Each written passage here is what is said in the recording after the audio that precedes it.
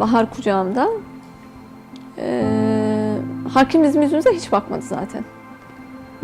Sonra işte dedi şu suçlardan ötürü dedi yargılanıyorsun dedi. Ne söyleyeceksin dedi.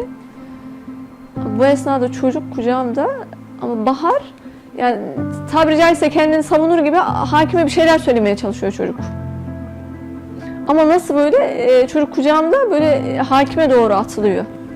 Bir şeyler anlatmaya çalışıyor gibi çocuk. Ya daha ne kadar çocuk, daha ne kadar bebek yani ne yaptıklarını zannediyorlar. Yani beni cezaevinde tekrar yıkıma uğratan bir hadise derseniz o çocuğun gelişi beni çok üzmüştü.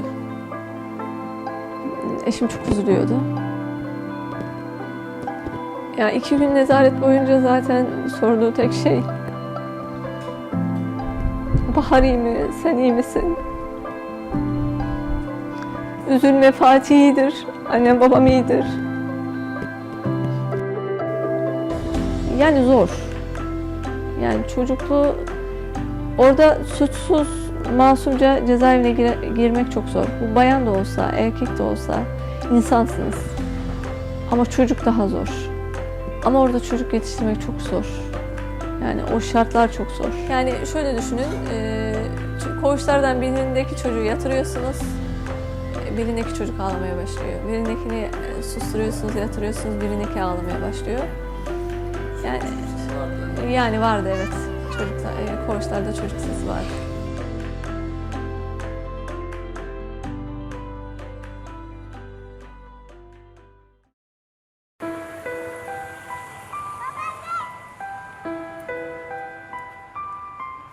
İsmim Öznur Çakar. 1983 Konya Ereğli doğumluyum. Evliyim, 2 çocuk annesiyim. 8 yaşında bir oğlum, 3 yaşında bir kızım var. Özel bir şirkette halkla ilişkilerle danışman olarak çalıştım.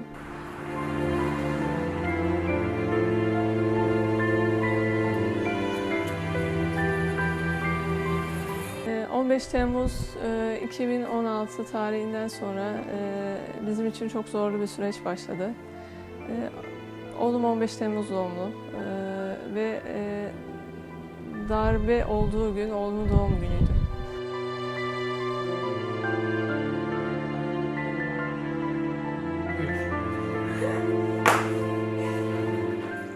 Küçük kızım 2016 doğumlu. O zaman işte darbe olduğu zaman 4-5 aylıktı. Yani 4,5-5 aylıktı. Bir nebze şöyle düşünüyordum. Çocuk olduğu için hani bunu da yapmazlar. Çocuk çok küçük olduğu için yani bunu yapmayacaklarını düşünüyordum.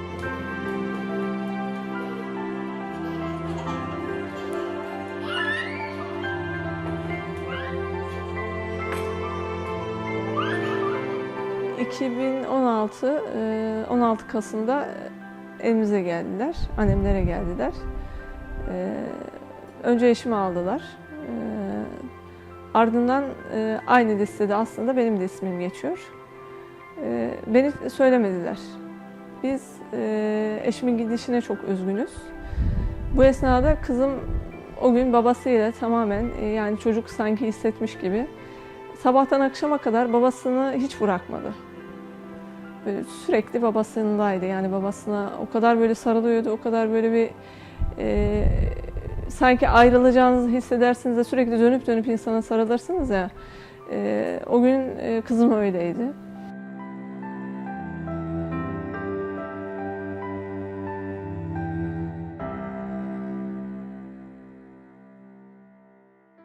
Oğlum kalktı, hiç konuşmuyor ama bana destek vermeye çalışıyor. 5 yaşında bir çocuk.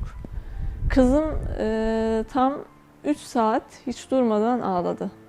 Yani babası gittikten sonra biz onu durdurma telaşesinde, sakinleştirme telaşesinde tam çocuğu uyutmaya çalıştım. Çocuk böyle tam daldı, bir telefon sesi.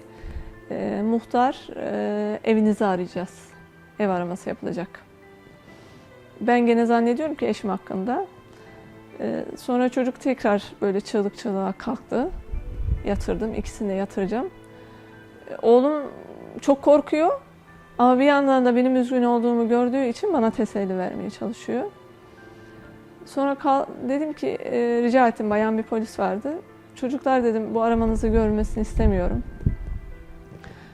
Aşağıda akrabalarımız vardı. Oraya dedim bırakabilir miyiz çocukları dedim. Ben tam aldım ama çocuk yani onu hiç unutamıyorum. Yani oğlumun o gözlerime bakışı ve polislere o korkuyla bakışı hiç böyle hayalimden gitmiyor. Yani sürekli gözümün önünde, yani her anlattığımda. Bana sarıldı. Ben kapıdan çıkacağım. Bayan polis bana döndü, dedi ki siz kimsiniz dedi. Ben dedim Hamdullah Çakar'ın eşiyim. Çıkamazsınız hanımefendi dedi. Sizin hakkınızda yakalama kararı var dedi. Siz de götüreceğiz dedi. Ben tabii kapıda şok oldum. Tabii bunu oğlumun yanında da söylüyor. Oğlum çok tedirgin, aşağı indim. Anneciğim korkma, ben inşallah tekrar döneceğim. Arama esnasında o ilçenin emniyet müdürü de var. Beni kısa çaplı bir sorguya aldı. İşte şunları yaptın mı, bunları yaptın mı, bunlarla alakan var mı? Bu tarz sorular. Ama ben bu esnada artık böyle çocuğumun o halini gördüğüm için böyle sanki dizlerimi bağ tutmuyor.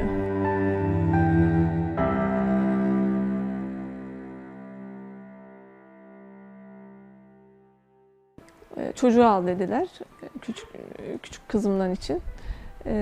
Sonra aşağıya indim. Abisinin yanından kardeşini aldım.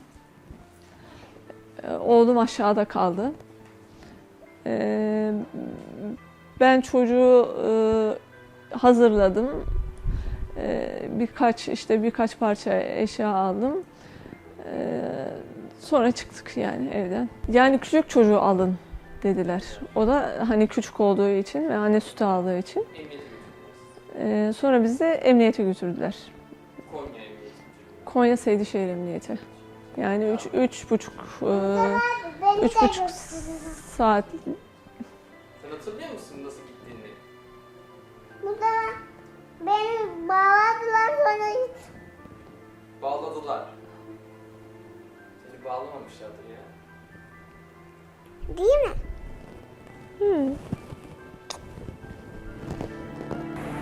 Masaydı. Bir koklasana çünkü.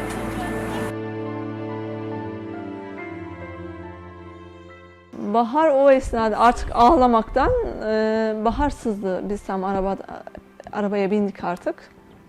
Yolculuk esnasında Bahar uyudu. Tam indik, tekrar uyandı. Ama çocuk sırılsıklam. Böyle değişti, yani kıyafetlerini değiştirme gibi bir şansınız yok. Terden. Yani hani artık o kadar böyle bir şey yaptık ki, soğukta sardık ki bir soğuk bir sıcak, bir soğuk bir sıcak. Bu sefer arabanın içerisine girdik. Bahar da kucağımda. Zaten biz ilk annemlerin bulunduğu yerdeki ilçe emniyete girdiğimiz zaman polis memurları falan var. Polis memurunun bir tanesi bana abla kaç aylık çocuk dedi. 7 aylık dedim. Korkma o zaman seni bırakırlar dedi. Ailem çocuğum olduğu için hani bunu yapmayacaklarını düşünüyor. Biz tabii ki gittik. Seydişehir nezaretine aldılar. Seydişehir'de de saat 6 gibi bir sağlık raporuna gittik, geldik. Sonra bizi nezarete koydular. Bahar o esnada o ortamı görünce çocuk böyle gecenin sersemliği bir kalkıyor, ağlıyor, sonra ağlamaktan sızıyor. Yani ortam zaten çok kirli. Hani bir çocuğun kesinlikle kalabileceği bir yer değil. Yani bir bırakın böyle yatırmayı falan, oturabileceğiniz bir yer yok zaten. Bir battaniye koymuşlar, yani siz oraya oturmaya kıyamazsınız, yani o derece kirli. Sonra sürekli böyle Bahar uyanıyor, ağlıyor, geri sızıyor, ağlıyor, geri sızıyor. Biraz uyudu. 1-2 saat falan uyudu o yorgunlukla, artık o ağlamayla. Sonra işte bu esnada bizi sorguya aldılar. Nezaret kalabalık değildi. Yani sadece eşimle ben vardık. Eşiniz de yan nezarette mi? Evet, yan nezarette eşim, yasaktı ama. Ama Yani eşim sadece şöyle Bahar iyi mi? Sürekli Bahar iyi mi? Hep bu soruyu soruyordu. Çok özür dilerim, lavaboya gideceğiz. Çocuğu bırakmam lazım. Önce beni çıkartıyorlar. Çocuk orada kalıyor. İşte sonra eşimin kapısını açıyorlar. Eşimi oraya alıyorlar. Öyle gidiyorsunuz. Yani zaten soğuk bir hava. Çocuk sürekli montla durmak zorunda kaldı. Yani bizi birlikte almadılar. Yani aynı nezarete koymadılar. Nezaret soğuktu. Yani ben o kadar böyle stresliyim ki nasıl stresliyim? Çocuk böyle ağladıkça, çocuğun halini gördükçe ben kendimi unuttum zaten. Sadece bir ara ikinci gün akşam dedim ki çok feci başım, artık böyle ayakta duracak halim yok. Bebeğimi çıkartmadılar. Bebek o esnada babasında. Ben babasında olduğunu zannediyorum tabii ki. O esnada eşimi de almışlar sorguya. Ve bir polis memurunun elinde. Kadın polis memuru. Hayır, erkek. Zaten bayan polis memuru yok. Çünkü biz gittiğimizde çok ilginç. Bütün bayan polis memurları tutuklanmış ya da açığa alınmışlar. Beni sorguya alan polis memuru muydu, artık emniyet müdürü müydü bilmiyorum ne görevde olduğunu. Sorguya alıyor, indi aşağıya birkaç saat sonra. Çocuk üşüyor mu? Kendi bereyle, montla nezarete giriyor. Çocuk üşüyor mu? Bir şeye ihtiyacınız var mı? Dedi. Bir şeye ihtiyacımız yok dedim. Sonra işte biz sizi düşünüyoruz dedi. Ben hiç cevap vermedim. Sonra yemek yememesiniz dedi. Yemek yemek istemiyorum zaten dedim. Yani hani yemek yiyecek bir durumda değilim. Yani o derece artık çocuğunuz yanınızda, çocuk sürekli böyle şey. Ama sadece ayakta durmak için en son artık böyle o birkaç hurmayla ayakta duruyorum. İkinci gün tekrar sorguya aldılar. Bu sefer barodan bir avukat var. Sorgudayım. Ama barodaki avukat da ısrarla etkin pişmanlıktan yararlan. Hani çocuğun var, kendini düşünmüyorsan çocuğunu düşün. En az 15 yıl yersin. Bilmiyorum artık buna nasıl dayanırsın. Yani etkin pişmanlık işleyecek insanın pişman olması için suç işlemesi gerekir. Ben hiçbir suç işlemedim. Neyin pişmanlığını yapacağım? Ya da neyin pişmanlığını olacağım dedim. Polisin söylediği şuydu, çok komik. Tutuklanacaksın dedi. Dedim ki yani haksız yere tutuklayacaksanız yapacak bir şey yok. Yani kendine acımıyorsan dedi, kızına acı. Cezaevine gidiyorsun dedi.